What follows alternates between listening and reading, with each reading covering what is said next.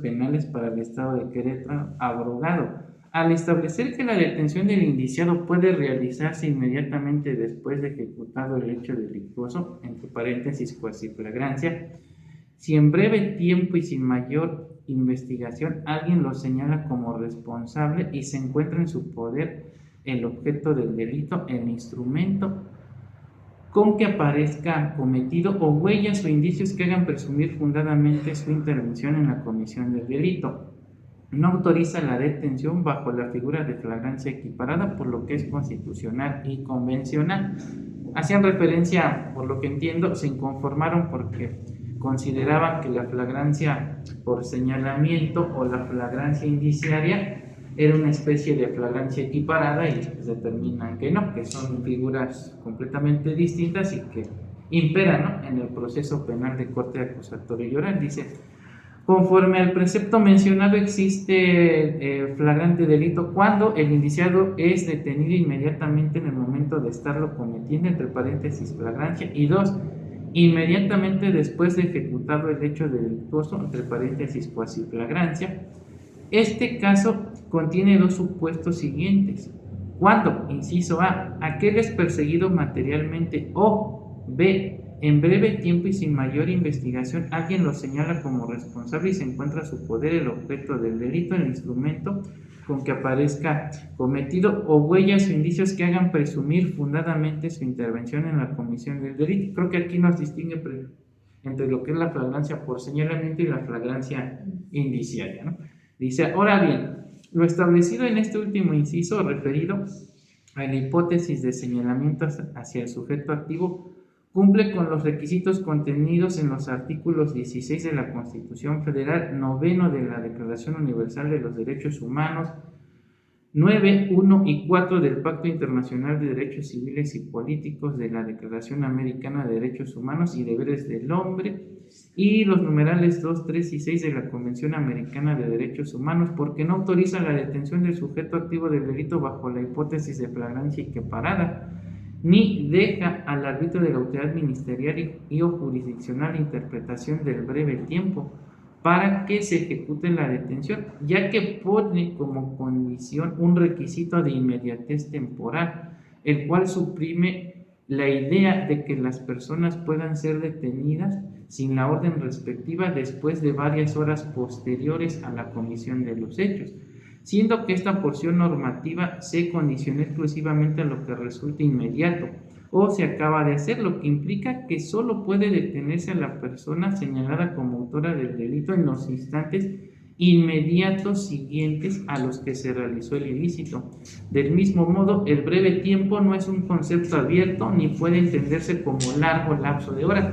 Tampoco se trata de una concepción laxa o permisiva, sino que mantiene adherida la inmediatez y máxima cercanía con la ejecución de los hechos, pudiendo realizarse la detención por cuasiflagrancia, por señalamiento sin mayor investigación, y se encuentre en poder del activo el objeto del delito, instrumento, huellas e indicios que hagan presumir fundadamente su intervención en la comisión del ilícito. De ahí que la porción normativa en estudio respeta los derechos humanos de libertad, debido proceso, y por lo tanto es constitucional y convencional.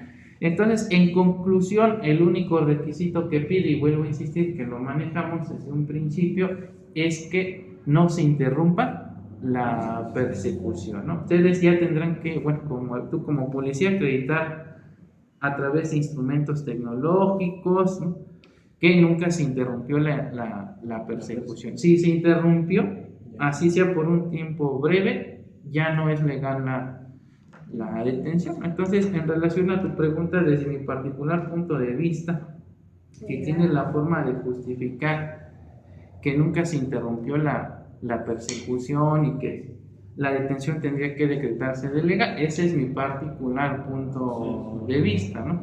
A lo mejor la fiscalía dice otra situación, pero bueno, aquí lo estamos robusteciendo no con mis criterios, ¿no?, con lo que dice el Poder Judicial de la Federación al respecto.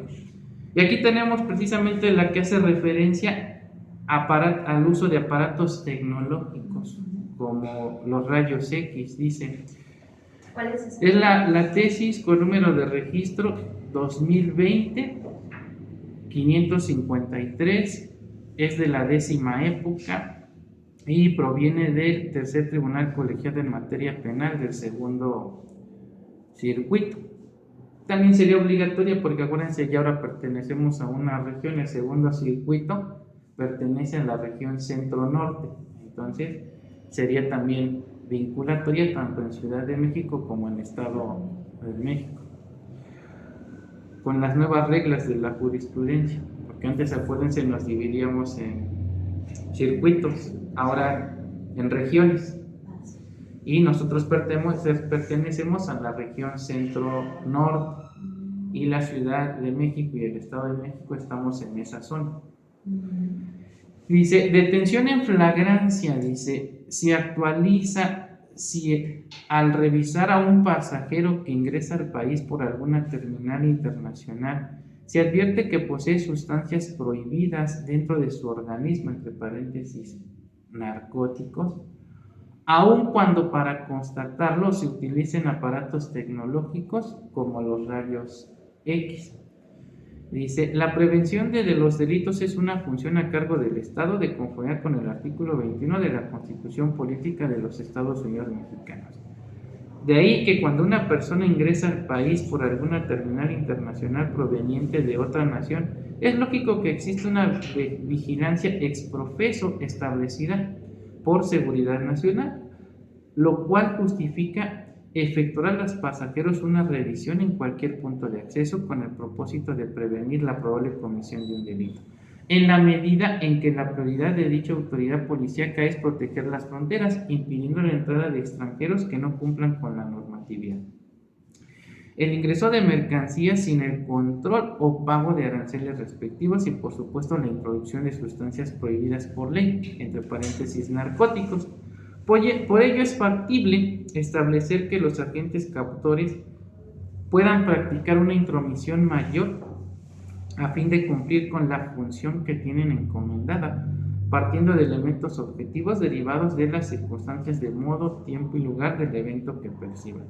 Entonces, los niveles de contacto no se ven afectados cuando una persona arriba al territorio nacional, y de la mecánica de los hechos se aprecia que a partir de un señalamiento que tiene droga dentro de su organismo, al ser una situación extrema, es evidente que la utilización de aparatos tecnológicos como los rayos X es la manera idónea de comprobar que las posee en su interior, sin que eso sea suficiente para considerar que no se da la flagrancia, lo cual se actualiza cuando se ingresa al país con sustancias prohibidas. Entonces creo que aquí nos deja claro de manifiesto esta tesis, es que sí se puede hacer uso de medios tecnológicos para efectos de justificar una detención flagrante, y no solamente estamos hablando de las cámaras del C4, ¿no? O C5, va cambiando, antes era C2, ¿no?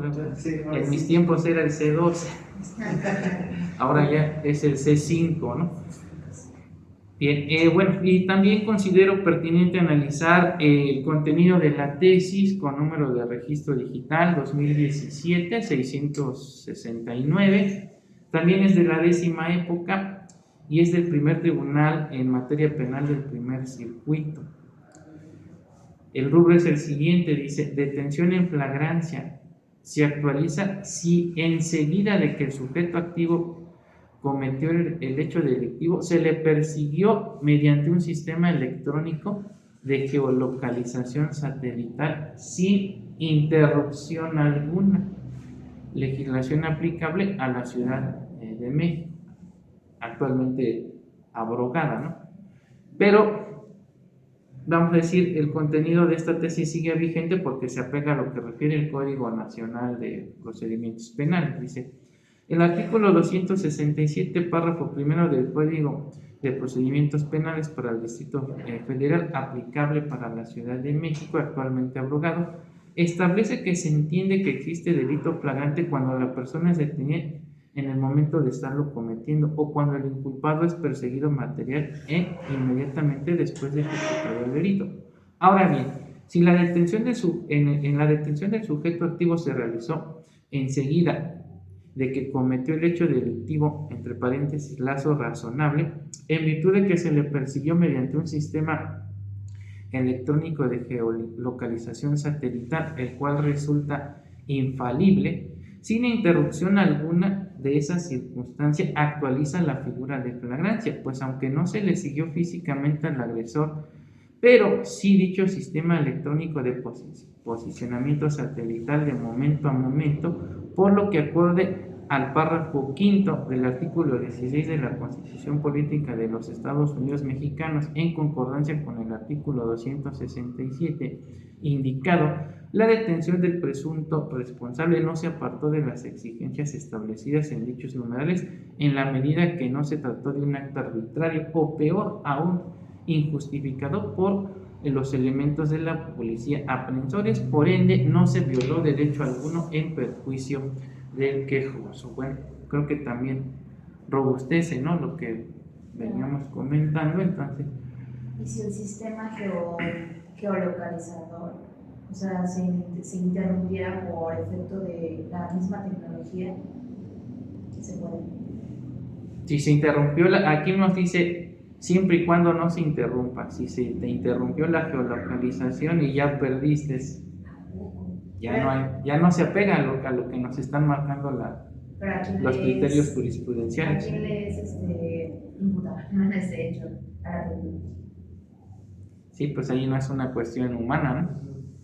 Y la tecnología tiende a fallar y se sale de los parámetros que están marcando aquí estos criterios, aunque también es susceptible de interpretación, ¿no? Porque tendría que darse el caso concreto porque todos estos criterios surgieron precisamente por actos donde se decretó de legal o ilegal la detención, fueron recurridos y finalmente llegaron a donde tenían y se dilucidó, ¿no?, en relación al tema. Es como lo que les comentaba en los asuntos de falsificación de documentos, cuando el MP me dice, pues tráemelo para que se someta a las periciales, ¿no?, y firme. Le digo, no lo voy a hacer, oblígalo.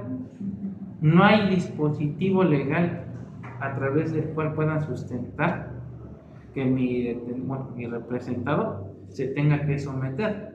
Pero vamos a suponer que un MP sí lo hace, que es una interpretación, porque finalmente hay una laguna, hay un vacío en el Código Nacional de Procedimientos Penales. Las leyes no son perfectas, es mentira que son perfectas. El legislador trató de prever diversas hipótesis en las cuales se puede obligar a una persona a través del juez de control a someterse, ¿no?, a determinadas pruebas. Pero, por ejemplo, nunca se contempló esta cuestión de los que falsifican las firmas, ¿no?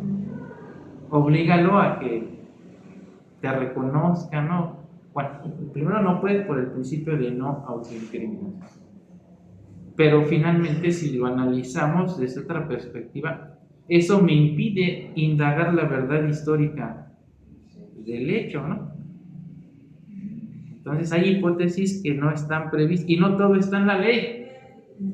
Ni la taxatividad, ¿no? Lo arropa.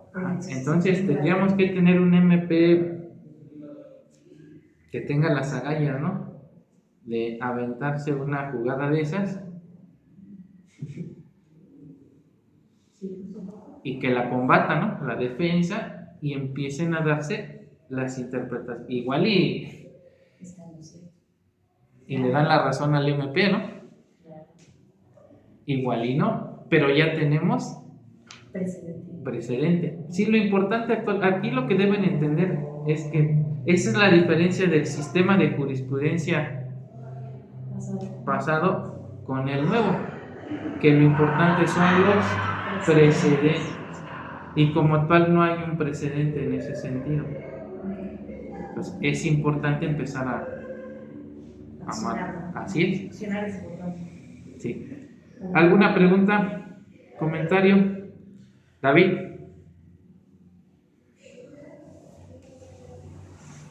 No, doctor, todo bien. Sí. Gaby, ¿algún comentario? No, sin comentarios. Todo. Sí. Abigail.